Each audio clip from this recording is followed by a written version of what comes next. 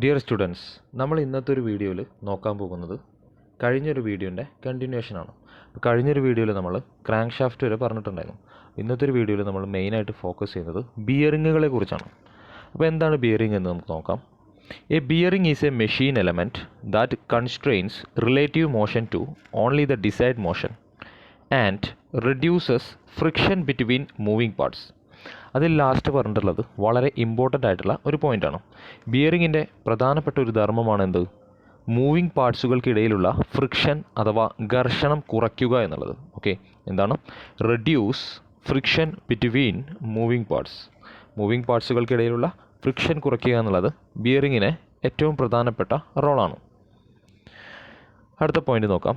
The design of the bearing may be, for example, provide for free linear movement of the moving part or for free rotation around a fixed axis.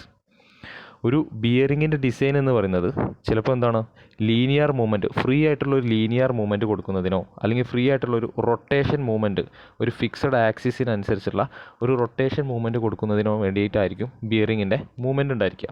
അതുപോലെ തന്നെ പ്രധാനപ്പെട്ട കുറച്ച് ബിയറിങ്ങുകളുണ്ട്.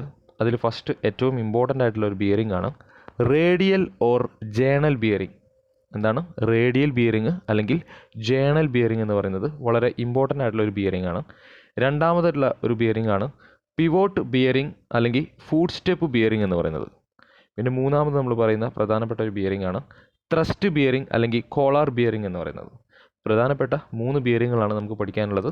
ഒന്ന് radial bearing അല്ലെങ്കിൽ pivot bearing, പിന്നെ thrust bearing. ഈ 3 bearing എന്താണ്, വളരെ ഇമ്പോർട്ടൻ്റ് ആയിട്ടുള്ള ബിയറിങ്ങുകളാണ്. നമ്മൾ കഴിഞ്ഞൊരു വീഡിയോയിൽ ക്രാങ്ക് ഷാഫ്റ്റിനെ കുറിച്ച് പഠിച്ചിട്ടുണ്ടായിരുന്നു. അപ്പോൾ എൻജിൻ ബ്ലോക്കിൻ്റെ അടിഭാഗത്തുള്ള മെയിൻ ബിയറിങ്ങിലാണ് എന്ത് ചെയ്യുന്നത്, ക്രാങ്ക് ഷാഫ്റ്റ് ഫിറ്റ് ചെയ്യുന്നത്. എൻജിൻ്റെ ബ്ലോക്കിലുള്ള അടിഭാഗത്ത് മെയിൻ ബിയറിങ്ങുകളുണ്ട്. ആ മെയിൻ ബിയറിങ്ങിലാണ് ക്രാങ്ക് ഷാഫ്റ്റ് ഫിറ്റ് ചെയ്യുന്നത്. എൻജിൻ്റെ വലിപ്പത്തിനും സിലിണ്ടറുകളുടെ എണ്ണത്തിനും ക്രമീകരണത്തിനും അനുസരിച്ച് മെയിൻ ബിയറിങ്ങുകളുടെ എണ്ണം വ്യത്യാസപ്പെട്ടിരിക്കും. അതായത് ഒരു എൻജിൻ്റെ വലിപ്പത്തിനും അതുപോലെ എൻജിനിൽ എത്ര സിലിണ്ടറാണ് അതിനൊക്കെ അനുസരിച്ച് ബിയറിങ്ങുകളുടെ എണ്ണത്തിലും എന്തുണ്ടായിരിക്കും, വ്യത്യാസങ്ങളുണ്ടായിരിക്കും. ഓക്കെ, അതുപോലെ തന്നെ നമ്മൾ പഠിച്ചിരിക്കേണ്ട മറ്റൊരു പ്രധാനപ്പെട്ട കാര്യങ്ങളാണ് ബിയറിംഗ് ഉണ്ടാക്കുന്ന മെറ്റീരിയൽസ്. പ്രധാനമായിട്ടും ബിയറിംഗ് ഉണ്ടാക്കുന്ന ഒരു മെറ്റീരിയലാണ് ബാബിറ്റ് മെറ്റീരിയൽ എന്ന് പറയുന്നത്. Babbitt metal. ഈ ബാബിറ്റ് മെറ്റൽ എന്ന് പറഞ്ഞു കഴിഞ്ഞാൽ ചെമ്പ്, ആൻറ്റിമണി തുടങ്ങിയ ലോഹങ്ങളുടെ, അതുപോലെ തന്നെ ലെഡ്, വെളുത്തീയം അഥവാ ടിൻ എന്ന ലോഹങ്ങളുടെയൊക്കെ സങ്കരമാണ് ഇത് ബാബിറ്റ് മെറ്റൽ. ഓക്കെ, അതുപോലെ തന്നെ ബിയറിംഗ് ഉണ്ടാക്കുന്ന മറ്റൊരു മെറ്റീരിയലാണ് ചെമ്പിൻ്റെയും ലെഡിൻ്റെയും ലോഹസങ്കരം എന്ന് പറയുന്നത്. ഓക്കെ, ചെമ്പിൻ്റെയും ലെഡിൻ്റെയും ലോഹസങ്കരങ്ങൾ ഉപയോഗിച്ചിട്ടും എന്ത് ചെയ്യലുണ്ട്, ബിയറിംഗ് മെറ്റീരിയൽസ് ഉണ്ടാക്കലുണ്ട്. അതുപോലെ തന്നെ അലുമിനിയം, അതുപോലെ ടിന്ന്, ചെമ്പ് തുടങ്ങിയ ലോഹസങ്കരങ്ങൾ കൊണ്ടും എന്തുണ്ടാക്കലുണ്ട്, ബിയറിങ്ങുകൾ ഉണ്ടാക്കലുണ്ട്. ഓക്കെ, അപ്പോൾ ബിയറിംഗ് ഉണ്ടാക്കുന്ന ഈ അലോയ്സിന് ഒരുപാട് ഗുണങ്ങൾ വേണം. ഓക്കെ, ബിയറിംഗ് ഉണ്ടാക്കുന്ന അലോയ്കൾ, അതായത് ഈ ലോഹസങ്കരങ്ങൾക്ക് ഒരുപാട് പ്രോപ്പർട്ടീസ് വേണം. അതിൽ ചില പ്രോപ്പർട്ടീസാണ് it should be able to withstand shock and vibration. അതായത് ഷോക്കും വൈബ്രേഷനും, ഈ വൈബ്രേഷനെയും ഷോക്കുകളൊക്കെ ഉണ്ടാകുമ്പോൾ അതിനെ വിത്ത്സ്റ്റാൻഡ് ചെയ്യാനുള്ള പവർ എന്ത് വേണം, ഈ മെറ്റീരിയലിന് വേണം. അതുപോലെ തന്നെ നല്ല കംപ്രസീവ് സ്ട്രെങ്ത് വേണം. നല്ല കംപ്രഷൻ എന്തെങ്കിലും ഉണ്ടാകുമ്പോൾ ഇത് പൊട്ടിപ്പോവാൻ അതൊന്നും പാടില്ല. നല്ല കംപ്രസീവ് സ്ട്രെങ്ത് വേണം. അതുപോലെ തന്നെ എന്ത് വേണം, ഹൈ തെർമൽ കണ്ടക്ടിവിറ്റി വേണം. തെർമൽ കണ്ടക്ടിവിറ്റി വേണമെന്ന് പറഞ്ഞാൽ നല്ല രീതിയിൽ താപം കടത്തി വിട്ടിട്ടും താപം പുറത്തേക്ക് കളയാനുള്ള കഴിവ് വേണം. ഇല്ലയെന്നുണ്ടെങ്കിൽ എന്താണ്, ഈ ബിയറിങ്ങിൽ ടെമ്പറേച്ചർ കൂടിക്കഴിഞ്ഞാലും ഇതിന് ഡാമേജസും കാര്യങ്ങളും ഉണ്ടാവാൻ ഉള്ള സാധ്യതയുണ്ട്. അതുപോലെ തന്നെ ഇത് കൊറോഷൻ എന്ന് പറഞ്ഞാൽ ഈ തുരുമ്പിക്കലൊക്കെ ഉണ്ടല്ലോ, അതിനൊക്കെ പ്രതിരോധിക്കാനുള്ള കഴിവും ഈ മെറ്റീരിയലിന് വേണം. ഓക്കെ, അതുപോലെ പിന്നെ വേറെ നോർമലായിട്ട് നമുക്കറിയാവുന്ന ഒരുപാട് കാലം നീണ്ടു നിൽക്കണം, അധികം വില പാടില്ല, അങ്ങനെ ഒരുപാട് ഗുണങ്ങളും കാര്യങ്ങളും എന്ത് വേണം, ഒരു ബിയറിംഗ് ഉണ്ടാക്കുന്ന മെറ്റീരിയലിന് കൂടാതെ തന്നെ വേണം. അപ്പോൾ ചിത്രത്തിൽ കാണിച്ചിട്ടുള്ളത് ബിയറിങ്ങുകളാണ്. ഇതാണ് നമ്മൾ ഓട്ടോമൊബൈലിൽ യൂസ് ചെയ്യുന്ന പ്രധാനപ്പെട്ട ബിയറിങ്. നിങ്ങളെല്ലാവരും കണ്ടിട്ടുണ്ടായിരിക്കും. ഇതാണ് ബിയറിങ്ങിൻ്റെ ചിത്രം. ഓക്കെ, ഇവിടെ നോക്കുക, നമുക്കിവിടെ ഒരുപാട് ബിയറിങ് അവിടെ കിടക്കുന്നത് കാണാം. ഒരു ക്രാങ്ക് ഷാഫ്റ്റ് കാണാം. ഓക്കെ, നേരത്തെ പറഞ്ഞു എൻജിൻ ബ്ലോക്കിൻ്റെ അടിയിലുള്ള മെയിൻ ബിയറിങ്ങിലാണ് എന്ത് ചെയ്യുന്നത്, ക്രാങ്ക് ഷാഫ്റ്റ് ഫിറ്റ് ചെയ്യുന്നതെന്ന് നേരത്തെ പറഞ്ഞിട്ടുണ്ടായിരുന്നു. ഇനി നമുക്ക് അടുത്തത് പഠിക്കാനുള്ളത് ക്യാംഷാഫ്റ്റ് ആണ്. അപ്പോൾ നമുക്ക് ക്യാംഷാഫ്റ്റ് എന്താ നോക്കാം. A camshaft is A rotating object. എന്താണ് ക്യാംഷാഫ്റ്റ് എന്ന് പറഞ്ഞു കഴിഞ്ഞാൽ ക്രാങ്ക് ഷാഫ്റ്റിനെ പോലെ തന്നെ റോട്ടറി മോഷനുള്ള ഒരു പാർട്ടാണ്. യൂഷ്വലി മെയ്ഡ് ഓഫ് മെറ്റൽ കൊണ്ടാണ് ക്യാംഷാഫ്റ്റ് സാധാരണയായി ഉണ്ടാക്കുന്നത്. That contains pointed cams which convert rotational motion to reciprocal motion. എന്താണ് പറയുന്നത്? ഒരു ക്യാംഷാഫ്റ്റിൽ ഒരുപാട് ക്യാംസ് ഉണ്ടായിരിക്കും. ആ ക്യാംസിൻ്റെ പ്രധാനപ്പെട്ട ധർമ്മം എന്ന് പറഞ്ഞാൽ റൊട്ടേഷൻ മോഷനെ റെസിപ്രോക്കേറ്റീവ് മോഷനായിട്ട് കൺവേർട്ട് ചെയ്യണം. റൊട്ടേഷൻ മോഷൻ എന്ന് പറഞ്ഞാൽ നമ്മൾ നേരത്തെ പറഞ്ഞു ആ സർക്കുലാർ മോഷൻ എന്താക്കാണ്? റെസിപ്രോക്കൽ മോഷൻ ആക്കിയിട്ട് കൺവേർട്ട് ചെയ്യാണ് ചെയ്യുന്നത്. ഓക്കെ, അടുത്ത പോയിന്റ് നോക്കാം. Camshaft are used in internal combustion engine. Camshaft എവിടെയാണ് യൂസ് ചെയ്യുന്നത്? കൂടുതലായിട്ട് ഇൻറ്റേർണൽ കമ്പസ്റ്റൻ എഞ്ചിനാണ്. എന്തിനു വേണ്ടിയിട്ടാണ് ഇത് യൂസ് ചെയ്യുന്നത്? To operate the intake and exhaust valve. എഞ്ചിനിലെ ഇൻലെറ്റ് വാൾവിനെയും അതുപോലെ തന്നെ ഔട്ട്ലെറ്റ് വാൾവ് അഥവാ എക്സോസ്റ്റ് വാൾവിനെയും പ്രവർത്തിപ്പിക്കുന്നതിന് വേണ്ടിയിട്ടാണ് എഞ്ചിൻ ക്യാംഷാഫ്റ്റ് എന്ത് ചെയ്യുന്നത്? വർക്ക് ചെയ്യുന്നത്. ഓക്കെ, അപ്പോൾ ഇൻലെറ്റ് വാൽവ് വഴിയാണ് എന്ത് ചെയ്യുന്നത്? പെട്രോൾ എയർ ഫ്യൂവൽ മിക്സ്ചർ നമ്മുടെ സിലിണ്ടറിനകത്തേക്ക് വരുന്നത്. എക്സോസ്റ്റ് വാൾവ് വഴിയാണ് ഈ കത്തിക്കരിഞ്ഞിട്ടുള്ള എക്സോസ്റ്റ് പുറത്തു പോകുന്നത് നമുക്കറിയാം.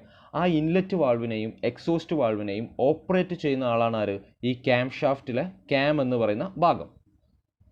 അപ്പോൾ ചിത്രത്തിൽ കാണിച്ചിട്ടുള്ളത് ഒരു ക്യാംഷാഫ്റ്റാണ്. അതിൽ നമുക്ക് എന്ത് കാണാൻ പറ്റും? ഒരുപാട് ക്യാമുകൾ കാണാൻ പറ്റും. ആ ക്യാംസിൻ്റെ റൊട്ടേഷനാണ് എന്ത് ചെയ്യുന്നത്?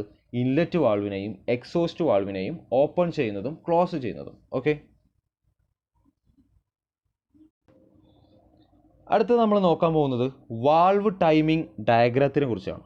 ഓക്കെ, വാൾവ് ടൈമിംഗ് ഡയഗ്രാം അതായത് നമ്മുടെ എൻജിൻ പ്രവർത്തിക്കുമ്പോൾ ജഡത്വം കാരണം വാൾവ്സ് തുറക്കാനും അതുപോലെ തന്നെ ഇൻലെറ്റ് വാൾവ് തുറന്നു കഴിഞ്ഞിട്ടുള്ള ഫ്യുവൽ മിക്സ്ചർ ഇന്ധനവായു മിശ്രിതം സിലിണ്ടറിലേക്ക് കയറുവാനും അല്പം സമയമെടുക്കും, ചെറിയൊരു സമയമെടുക്കും.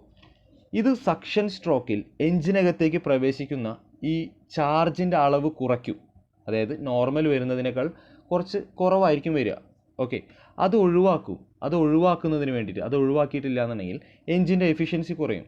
അപ്പോൾ അത് ഒഴിവാക്കുന്നതിന് വേണ്ടിയിട്ട് പിസ്റ്റൺ TDCയിൽ എത്തുന്നതിന് ഏതാണ്ട് 50 ഡിഗ്രിക്ക് മുൻപേ ഇൻലെറ്റ് വാൾവ് തുറക്കുകയും BDCക്ക് ശേഷം 45 ഡിഗ്രി കഴിഞ്ഞ് വാൾവ് അടയുകയും ചെയ്യും. ഇതുപോലെ എക്സോസ്റ്റ് വാൾവും ഇതേ ഒരു ആംഗിളിൽ എന്ത് ചെയ്യും? മാറ്റങ്ങൾ കൊണ്ടുവരും. ഇത് കൊണ്ടുവരുന്നത് എന്തിനാ വെച്ചാൽ ഈ വായു ഇന്ധന മിശ്രിതം കൃത്യമായി അളവിൽ സിലിണ്ടറിലേക്ക് എത്തുന്നതിന് വേണ്ടിയിട്ടും അതുവഴി എഞ്ചിൻ്റെ എഫിഷ്യൻസി കൂട്ടുന്നതിന് വേണ്ടിയിട്ടാണ് ഇങ്ങനെ ചെയ്യുന്നത്.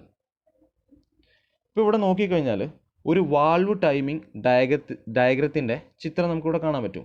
ഇപ്പോൾ ഇതിൽ ഇൻലെറ്റ് വാൾവ് അതുപോലെ എക്സോസ്റ്റ് വാൾവൊക്കെ കുറച്ച് നേരത്തെ തന്നെ ഓപ്പൺ ആവുന്ന രീതിയിലുള്ളൊരു ചിത്രമാണ് ഇവിടെ കാണിച്ചിട്ടുള്ളത്. അതായത് ഞാൻ നേരത്തെ പറഞ്ഞ പോലെ എന്താണ്, ഇൻലെറ്റ് വാൾവ് ഒരു 50 ഡിഗ്രിക്ക് മുന്നേ എന്ത് ചെയ്യും? TDCയിൽ എത്തുന്നതിന് മുമ്പേ ഓപ്പൺ ആവുന്ന രീതിയിലാണ് ഇതിൽ ക്രമീകരിച്ചിട്ടുള്ളത്. ഓക്കെ,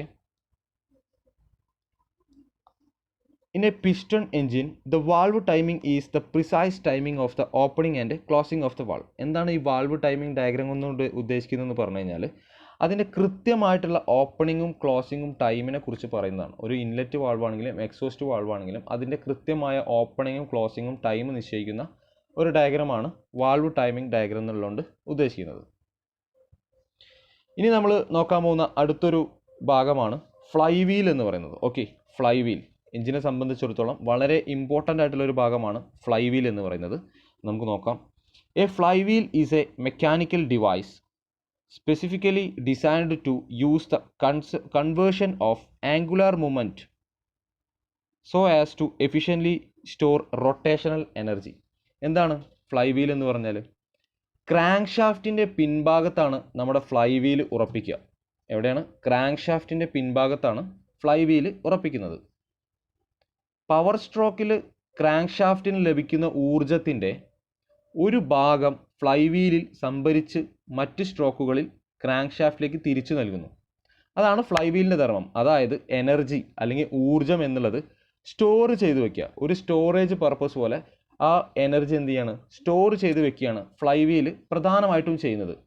പവർ സ്ട്രോക്ക് സമയത്ത് ക്രാങ്ക് ഷാഫ്റ്റിൽ നിന്നും കിട്ടുന്ന ഊർജ്ജത്തെ എന്ത് ചെയ്യും? ഫ്ലൈ വീൽ അത് ശേഖരിച്ച് വെച്ചിട്ട് മറ്റുള്ള സ്ട്രോക്കുകളിൽ എന്ത് ചെയ്യും, അത് ക്രാങ്ക് ഷാഫ്റ്റിൽ തന്നെ തിരിച്ചു കൊടുക്കുകയാണ് ഫ്ലൈ വീൽ ചെയ്യുന്നത്.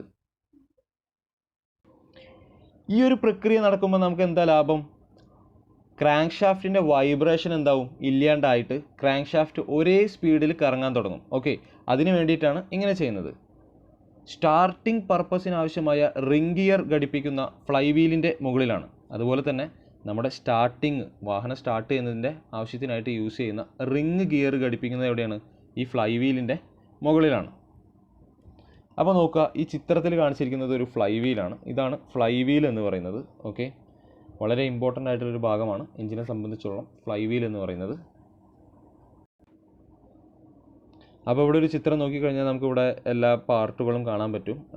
ഈ സൈഡിൽ നോക്കിക്കഴിഞ്ഞാൽ എക്സ്ട്രീം ബോട്ടം പൊസിഷനിൽ നോക്കിക്കഴിഞ്ഞാൽ നമുക്കൊരു ഫ്ലൈ വീൽ അവിടെ കാണാൻ പറ്റും. ആ ഫ്ലൈ വീൽ അവിടെ ക്രാങ്ക് ഷാഫ്റ്റിനായിട്ടൊക്കെ കണക്ട് ചെയ്തുള്ള ഒരു ചിത്രമാണ് അതിൽ കൊടുത്തിട്ടുള്ളത്.